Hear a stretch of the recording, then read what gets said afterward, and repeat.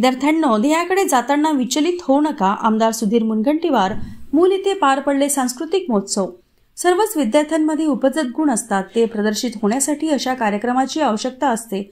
ठरविलेले ध्येय साध्य करण्यासाठी कुणीही नकारार्थी बोलले तर त्याकडे लक्ष न देता विचलित होऊ नका, असे भावनिक आवाहन माजी मंत्री तथा आमदार सुधीर मुनगंटीवार यांनी सुभाष उच्च प्राथमिक शाळा मूल येथे आयोजित सांस्कृतिक महोत्सवात उद्घाटनपर भाषणात केले.